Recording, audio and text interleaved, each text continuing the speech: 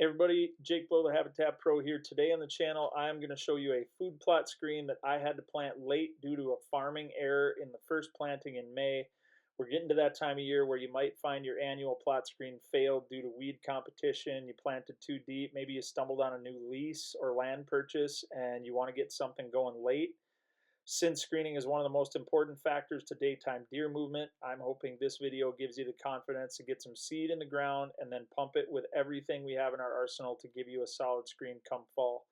If you appreciate this type of habitat information free of charge, please hit like and subscribe. Share it out there for me. That is the way you can pay me back a bit for showing you my successes and failures in this habitat game. Without further ado, let's look at this trail cam time lapse and I'll show you how I got a good screen planted really late in the game. So we're in that late summer time frame and this HD food plot screen from Northwoods Whitetails is doing really well. That is all I use for annual screens. It is different. The other screens do flop and I have not found this one to do that if you plant it right and you plant it wide enough. I go at least 10 yards wide, and yes, I did say yards there. I don't go 10 feet wide because I live in zone 3 and we get real winter up here, so my screen needs to take a beating. On this planting, the first crop failed because I tried to run my Genesis no-till over the mowed up screen stalks from the previous season. It was just way too thick to punch through. I got almost zero seed to soil contact, so by the third week of June, I had to make the decision to replant. I tilled over the old screen twice to break it up right before a rain, and then after that rain, I waited for green up. That was huge. I did not plant at tillage. About 10 days after the rain, it was late in the first week of July, and I got a great new crop of foxtail and crabgrass and all the summer annual weeds. So I was able to spray 1 quart Gly with Optify L27 adjuvant, and I added that to the tank before the Roundup to take care of my rusty well water. And then I planted a light 5 pound rate the same day with my no-till drill. That was huge. Doing it that way helped my new crop take off with minimal weed competition, and I used less seed than recommended because then each plant got a ton of space and nutrients to develop quickly because I was planting late. Once planted, I was just praying for timely rains. Since I knew I was late, I fertilized with 100 pounds per acre of 18-9, 18-9 at planting. And then about 3 or 4 weeks after that, whenever I saw good rain coming, I hit it with fertilizer. Now that last number in the fertilizer, that was not a whoops-a-daisy when I spoke there. That last number is sulfur. In our area, the corn starter fertilizers have sulfur in it. That's what that last number was. If you didn't have that in your area, just go with a good triple 19 or something similar, and that'll help you out.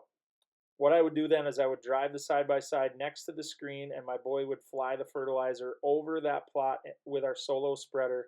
I will put the link to that spreader and the ATV spreader you saw us using for rye in the September 1st picture earlier in the video down in the description.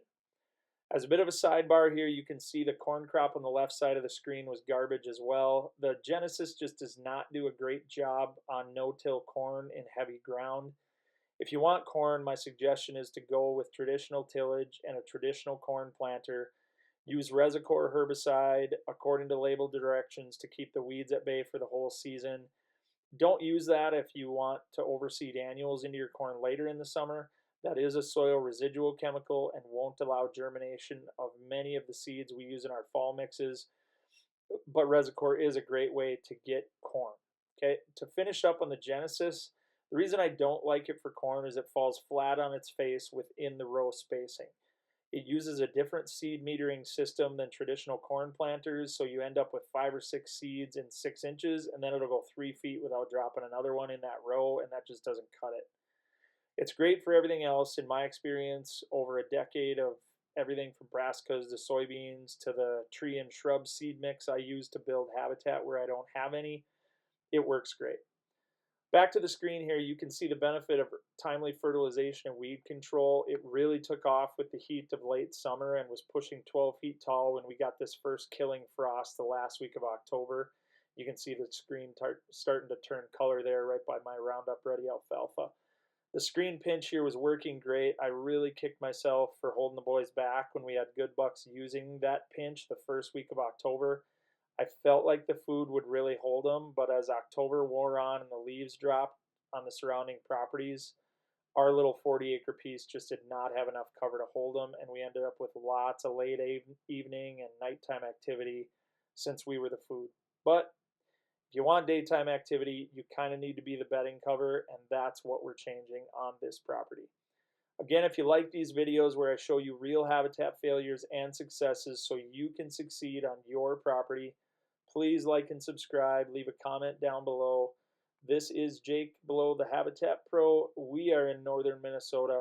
Get out and enjoy creation, guys. Good luck this season, and God bless.